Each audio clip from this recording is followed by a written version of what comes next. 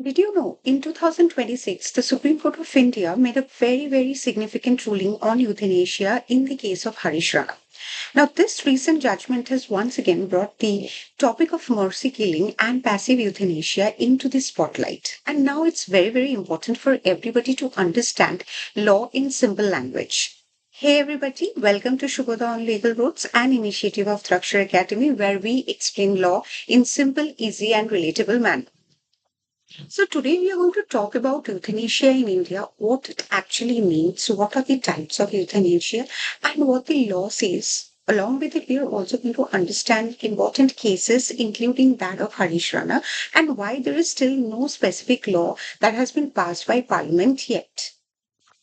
First, let's understand what euthanasia really means. Euthanasia is also known as mercy killing. Simply, it refers to intentionally ending one's life to relieve that person from unbearable pain and suffering.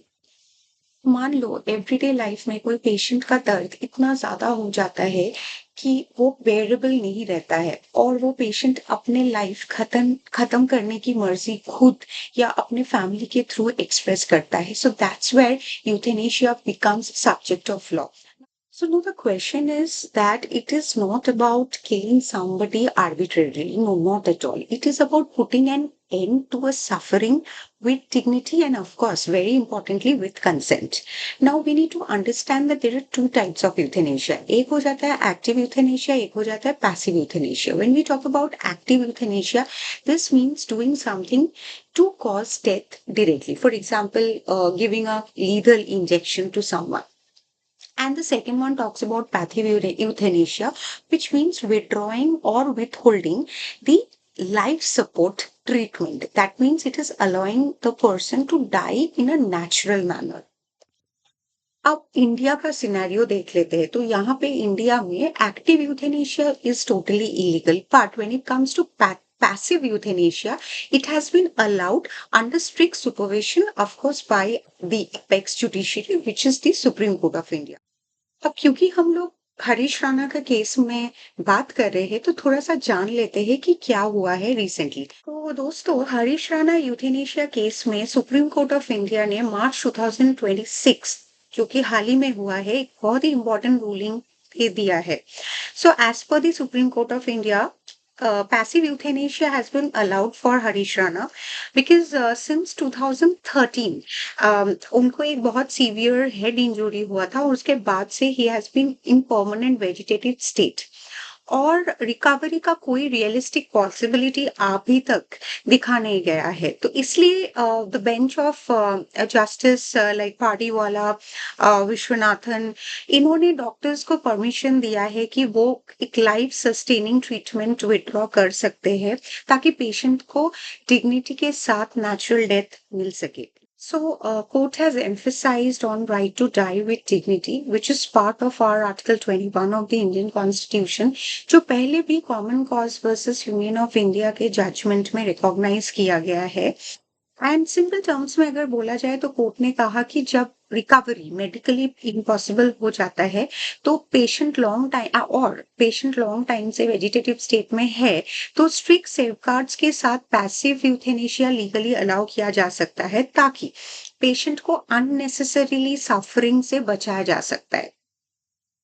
तो अब देखो, ये judgement ने तो obviously reaffirm किया है the constitutional right to die with dignity, but it also kind of raises an important policy question कि if such sensitive end of life decisions are reaching courts repeatedly, then why has India still not enacted a dedicated euthanasia law?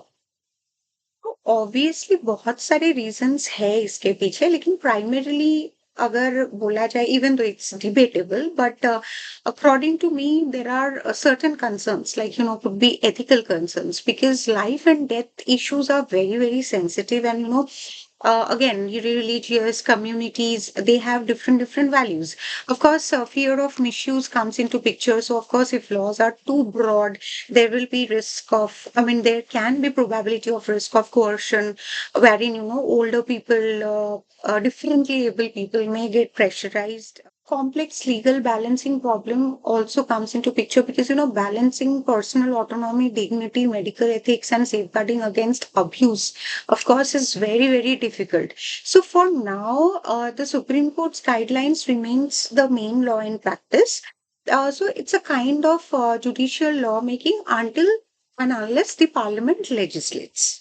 तो आज का जो discussion हुआ है उसमें take away यही है कि euthanasia is its ending life to relieve suffering. Of course active euthanasia is illegal in India, but when it comes to passive euthanasia, it is allowed under strict Supreme Court guidelines.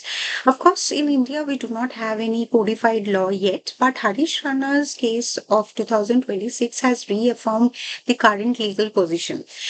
So, friends, now you understand not just what euthanasia is, but how the Indian legal system views it in 2026. So, if you found this video helpful, please like, share, subscribe to Shubhoda on Legal Roads, which is an initiative of Thrakshar Academy, where we are trying to simplify law. Comment में जरूर बताना what do you think about euthanasia, and also should India make a law on euthanasia.